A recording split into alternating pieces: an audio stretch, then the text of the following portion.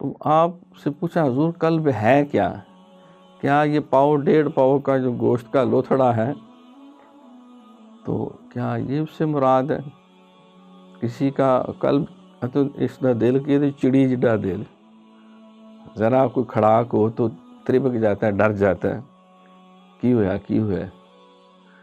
بعض کہتا ہوں تیرا دل ببر شیر کا دل ہے، بھائی دل تو اس کا بھی پاؤ 1.5 پاؤ کا ہی ہے، لیکن وہ اتنا مضبوط ہے۔ صدیق اکبر رضی اللہ تعالیٰ عنہ کے بارے میں فرمایا حضور نے کہ اس کے قلب میں جو کچھ ہے اس بنا پہ یہ ہر ایک پہ سبقت لے گی، اور میرے قلب میں اللہ نے جو کچھ بھی ڈالا علم و عرفان اور اپنے محبت کے، علم کے، عرفان کے جتنے بھی خزانے ڈالے، ما صب اللہ فی صدری الا وقد سببت فی قلب ابی بکر، میں نے ابو بکر کے قلب میں ڈال دی۔ تو یہ جو صوفی فیض دیتے ہیں یہ انسان کے پیٹ پہ نہیں اترتا، نہ کانوں میں آتا ہے، نہ ڈیلوں اور آنکھوں میں آتا ہے، یہ قلب پہ آتا ہے۔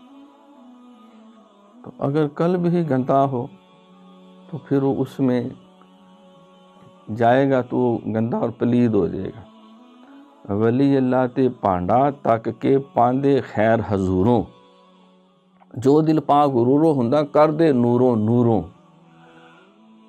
تو یہ ساری مجدد صاحب مکتوبات شریف میں فرماتے ہیں کہ صوفی کی ساری دوڑ اور شیخ طریقت کی ساری دوڑ اپنی اور اپنے صاحبان نسبت کے قلب کی تطہیر اور اصلاح کے اوپر ہے۔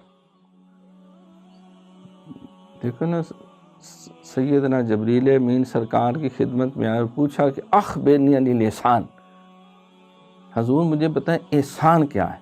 فَأَن تَعْبُدَ اللَّهَ كَأَنَّكَ تَرَاهُ فَإِن لَّمْ تَكُن تَرَاهُ فَإِنَّهُ يَرَاكَ، ایسے تو عبادت کر گویا کہ تو اللہ کو دیکھ رہا ہے۔ ایسا نہ ہو سکے تو ایسی کیفیت ہو کہ وہ تجھے دیکھ رہا ہے۔ تو یہ رویت قلبی ہوتی ہے، آنکھوں سے نہیں۔ حضرت علی پاک کا فرمان ہے من عرف نفسہ فقد عرف ربہ، جس نے اپنے قلب کو، اپنے نفس کو، اس کو پہچان لیا، اس نے اپنے رب کو پہچان لیا۔